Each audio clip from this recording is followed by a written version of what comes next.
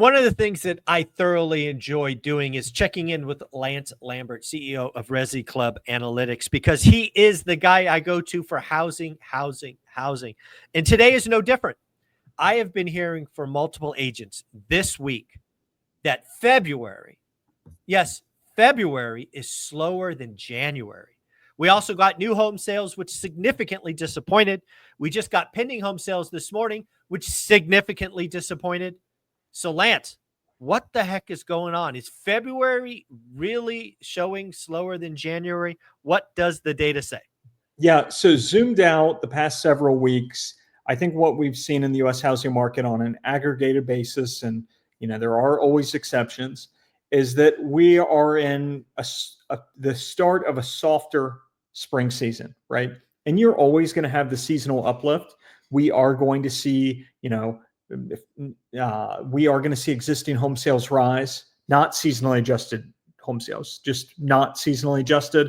We always see more existing home sales in the spring and into the summer. We're going to see new listings rise. And then this is the time of year, the next 5 months, we're going to see the most upward pressure on prices. But relative to 23 and 24, this is a softer start to the spring season. And really, if you zoom out, because 22, 21 were such crazy years, that this is really going to be the softest spring in a decade, really. And now if you factor in, that very brief period in 2020 where you have like the lockdown shock, maybe you could say that was a worse spring to start, right? But it was red hot by the end of it. Yeah. And so I think what we're seeing in the data right now is we're seeing a softness. And it's notable because this spring market actually has, lower rates as of today than it did a year ago. Now, significantly so. Yeah. Yeah. And so as we move into these next several months, if the average 30-year fixed mortgage rate can stay closer to here, it would actually start to divert even more, because last spring is when we ran up to 7.5 by April, May. Right. And so I think that's notable. And so what's driving this softness? I think there's a couple potential factors. One is a regional factor, which is that Florida and Texas, and in particular Florida, with things going on with the condo shock, the pullback in pandemic era migration, those factors have created greater weakness in those markets, right? And so in the national data, that's pulling the national data a bit, right?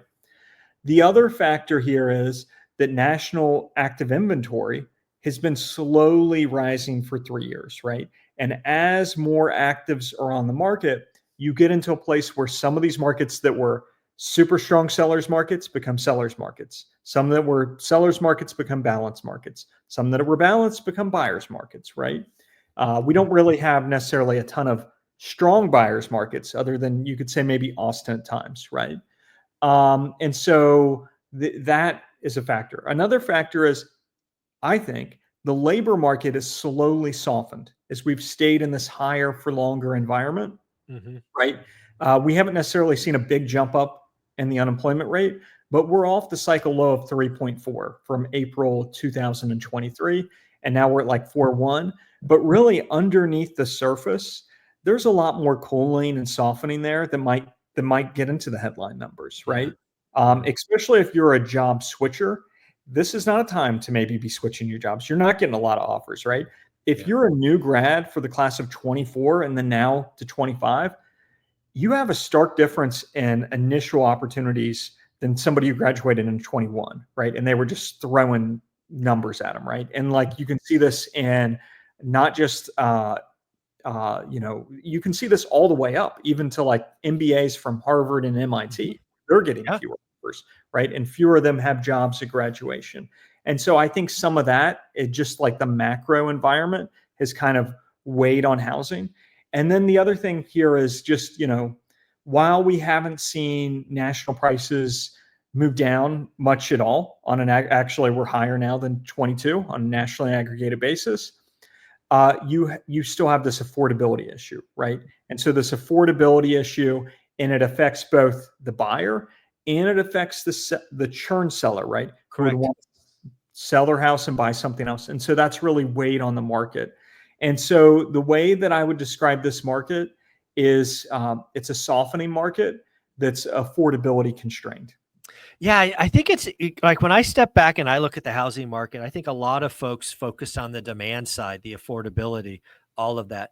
But I think there's an equally interesting story occurring on the supply side, right? I'm sure you saw this data, the audience may not, but in December, we had a record number of properties delisted, right? Expired or canceled. I think the number was like 79,000 or something. So we're starting to see sellers basically say, hey, if I can't get my price, I'll just take it off the market, So right? I have a little bit of a view there with that data, Okay. which is now you definitely saw some of that. And a lot of the delisting data is messed up, and over time it gets adjusted down. Okay. But one thing I think that we see in the data is that as some of these sellers are having a harder time selling, especially in some of these Sunbelt markets, they're delisting at the end of the year, right? And then they come back, right? Yeah. So what They happens relist. is Yeah. when you have that softened market, is that over time, the first where you see the buildup is actives, but then in that softening market, the next is new listings, right? Because what happens is they can't sell, and so they come out and they come back again, right? So delistings and new listings begin to start to feel that softening that has already been felt on the active side of the data, which is why when you look at like new listings, that, in my view, is really a lagged indicator, right? The fact that it was the highest at 2020 or 2011, right? Because there was so much weakness in so many of those homes that were distressed that just couldn't sell. And they took, I mean, the homes took, you saw the Zuber Oh, yeah. sell, right? And so there was kind of that pile up. And you saw it more on actives first, and over time, it kind of rolls into the other data. But yeah, you are kind of seeing that, some of these sellers who don't necessarily have to sell aren't necessarily distressed. They're like, you know what, I couldn't sell it. I'm coming back in the spring. No, And so, exactly. and And so that's that's, part of this yeah. softening. And then on the supply side, obviously something that's also happening is I think we're still above 33% of listings, active listings have a price cut. Again, these are numbers that doesn't say it's a strong market. But again, as I always go back to, I think you have to go one level deeper. And if you do what I talk about, a buy box, look every day, you're going to realize that a lot of the scary statistics are above the median, right? And the markets that I look at, right, a lot of the inventory is So I'm seeing the data. It's starting to switch. Is So, it? Okay, tell me. so out west, what you see is a bit different than the Sun Belt. So Okay. what's happening in the Sun Belt is that we're seeing more of the greater weakness in some of these markets in the entry level. And the Oh, reason that's is new. because that's where so many of the builders have piled their spec inventory. Ah, okay. Right. And so they do those affordability adjustments. It's like competition, right? And so like Ivy Zellman was saying last week on Friday that, in her view, the best builder right now is Toll Brothers because they're building at that high end. Yeah, the 950 median price. Yeah, that's definitely the high end. Now, so I think your narrative, like there's that national effect because you saw so much of the pullback in churn occur from like the move up buyer being gone, right? So they're not the entry level, they're not listing it. So that affects there. But then across markets, it starts, but your initial concept here, which is you got to pull it back. That's exactly right. Because across all these markets, the stories are varying so much right now. Right. And so where there's weakness, where there's strength, where there's the softening, it's one of the more nuanced markets that we've seen in a while. Yeah, I mean, housing has always been a market where I'm guilty as anybody else talking national numbers, right? I talk about them almost every week on my channel. But if you're going to be an investor or shoot a home buyer, you've got to know your market, your price point, because it's very different. There are markets across the country that are a strong buyer's market right now. Equally so, there are some markets that are still a strong seller's market. And it could be very different based on price point. To riff off that point, let me show you a chart I made recently. Okay, so this is the shift in home price since December 2019, and this is seasonally adjusted data because Zillow only has seasonally adjusted data for the county level. Okay. And so seasonally adjusted U.S. home prices are up 47% since January 2020. Okay. Washington, D.C. metro for single family is up 35%. Hmm. Washington, D.C. metro for condo is up 22%. District of Columbia single family is only up 7%. There you So go. so at peak, they were up 18%. So they've fallen about 10% for prices for single family within the District of Columbia. Hmm. District of Columbia for condos, they haven't went up since January 2020, despite overall Wow. inflation being up 25%. And so while they haven't fallen a ton in a nominal basis, that's rough, right? That is rough. Yes, rough.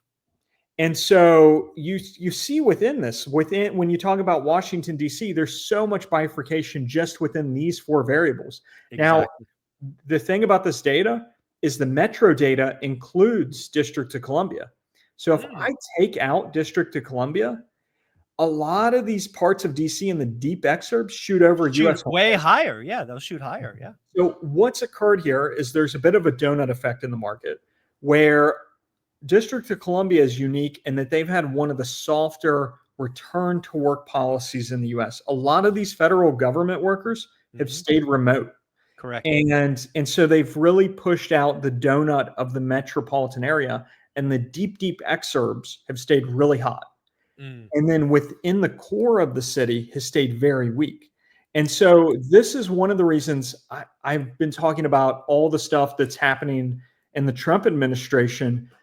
The end result might shock people, and I don't know what it's going to be. So the headwind of it is that he's going to lay off a lot of federal workers, going to lay off a lot of federal workers, right? The tailwind is a lot of these people are getting called back into the office, right?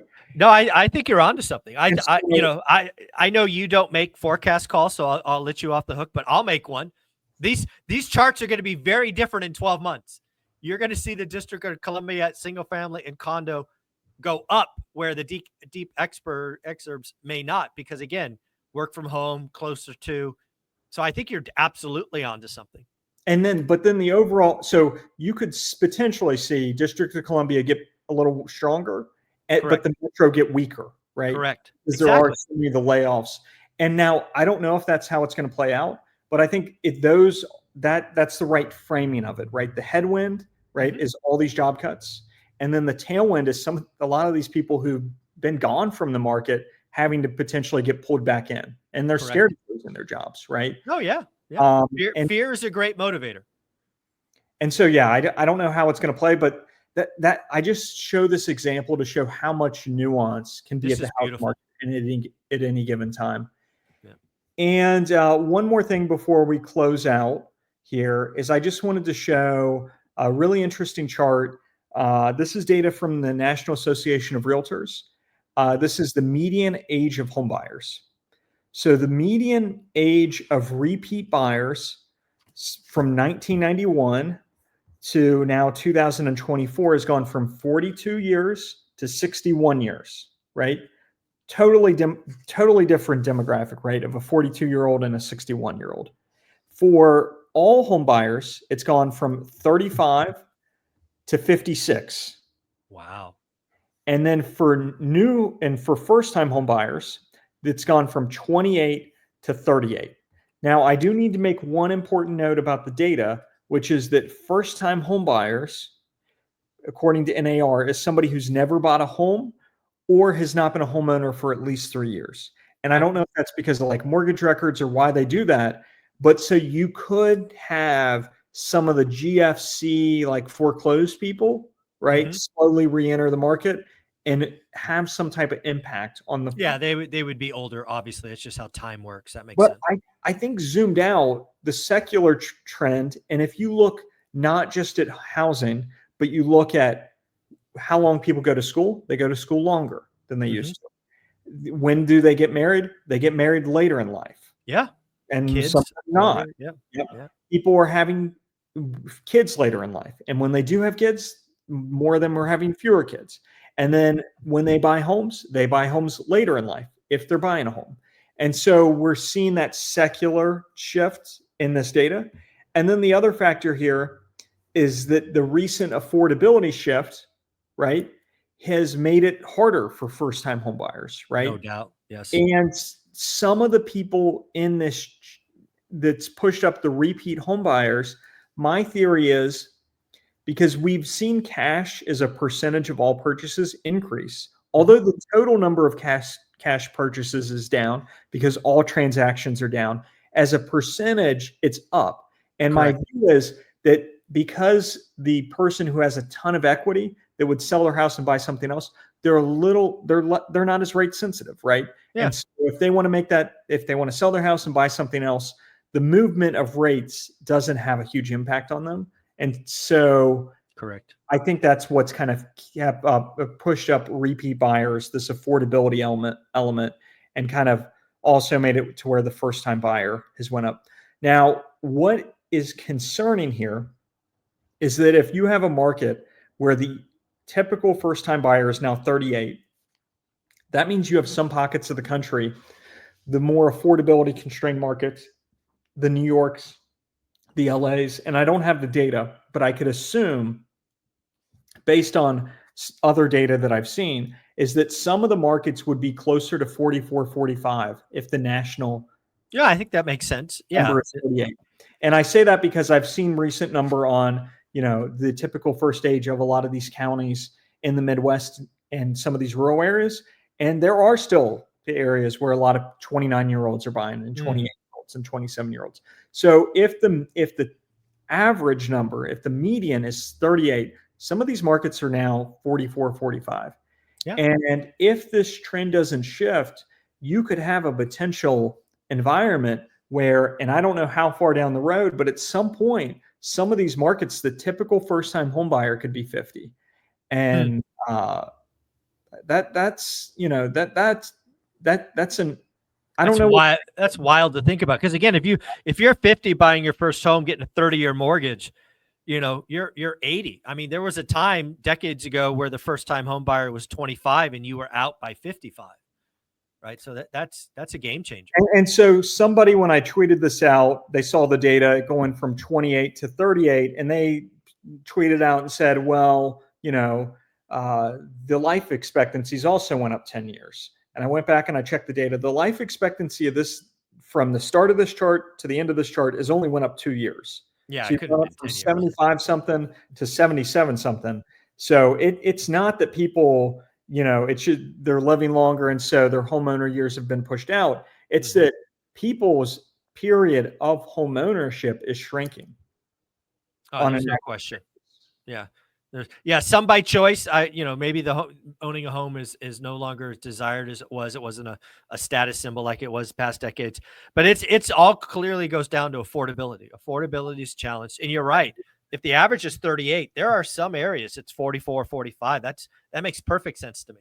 And there's one more thing to note. And so somebody could shoot back and be like, well, Lance, home ownership rates haven't fallen. There's two things to note there, which is one, you are only included in the home ownership rate if you are a household. So if you are living with your parents until you're 30, you're not a household. You're a part of their household in the data. So it's the number of homeowner households divided by the number of households. And so if you're not a household, you're not a part of the denominator. And then the second is if you adjust it on a real basis, which John Burns does, you can see that when you account for this, that the younger generations have a decreasing home ownership rate relative to previous generations at the same age. And it's particularly true in the markets like San Francisco, LA, of course, the Seattles of the world, those super high cost markets. And so that's just one thing to note when you're looking at home ownership rates. Yeah. This is why we talk to Lance each and every week. He is the CEO of Resi Club Analytics. Lance, if somebody wanted to get on your blog, get your blogs of 5 free articles a week, how do they do that?